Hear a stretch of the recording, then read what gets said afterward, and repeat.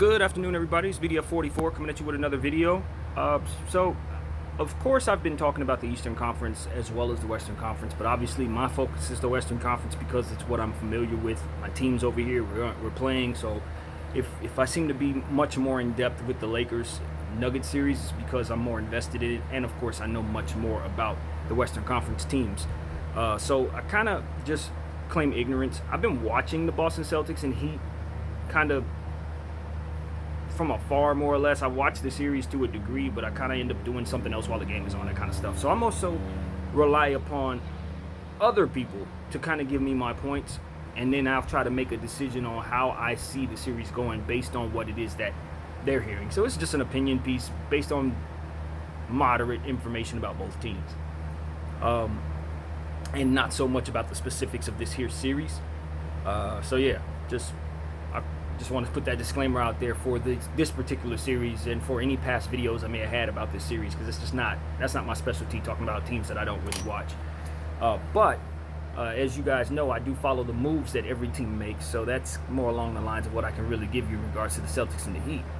But when it comes to this series, right now, what I'm expecting is the Celtics to flex tonight. Tyler Hero I don't expect him to play that well. Again, usually young players, even though they have breakout games, they generally don't follow them up with super breakout games unless they're on some type of crazy historical tear. If he's on a tear like that, this would be the second game of that tear, so he would have to prove the case. But as far as I'm concerned, I'm not going to say it's an anomaly, but it is for this era of his game. You're not going to get 37 from him every night in 2020. Now, 2-3 years from now, 4 years from now, come back around, yeah, for sure, I'm going to expect him to play like this in playoffs like this. But tonight, if he gives me that, it's icing on the cake, just like the last game. I'm not expecting him to run things, and I don't expect the Boston Celtics to allow him to. They have too many fantastic defenders that can zone in on him and try to neutralize what it is that they saw in that last game. He's a super talented kid, but the defense wasn't zoning in on him like I expect them to tonight. So more of a balanced attack, I think, from Miami is what you can see. My understanding is that the Celtics have held big leads for a great deal of time in this series and have just not closed.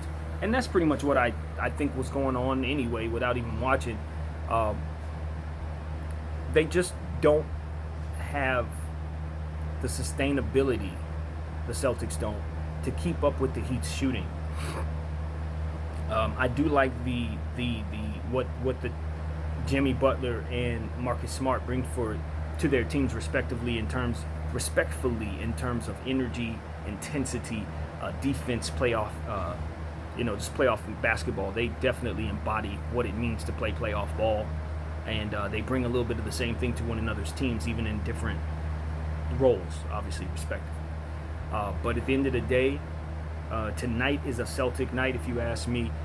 I just don't see them losing the series in 5. Miami's a little better than them, but not as much, not that kind of better than them. So I'd expect the Celtics to win tonight, or if the Celtics do lose tonight, I expect it to be in a very, very close and tight situation where they just couldn't close, just like the rest of the series has basically been. Them not being able to hold leads or close the Miami Heat out. Jimmy Butler's really tough in situations like these, but at the same time, I do expect for Jason Tatum and Jaylen Brown to be tough tonight. I was hard on Gordon Hayward as it pertains to what I think his role was in terms of coming back and disrupting the roster. But he has not played poorly at all. So I want to clarify by saying I think he's going to continue to help his team, and I think he'll be one of the reasons why the Celtics win tonight. So that's one thing I want to say. My beef with Gordon Hayward is more so about his contract, not his game, and certainly not about him. So that's really what I got to say about that. I think he helps the team tonight. I think he's going to play well. He has played well, and they're a better team when he's right. So yeah, that's what I expect to see. Yeah, that's what I got. I'm gonna be doing some watching, just like the rest of you guys. Learning and watching, because I know that if the Lakers are fortunate enough to win Game 5, or even just win the series somehow, we definitely will be seeing one of these two teams, and they're going to give us all we can handle, just like the Denver Nuggets are. So, yeah, keeping my eyes open, and enjoy the game, everybody. I'm on my way to start this workout, and think we're about an hour, a little more than an hour away from tip-off. So that's what that is, man. Hope you guys are enjoying yourselves. My name is BDF44, and I'm out.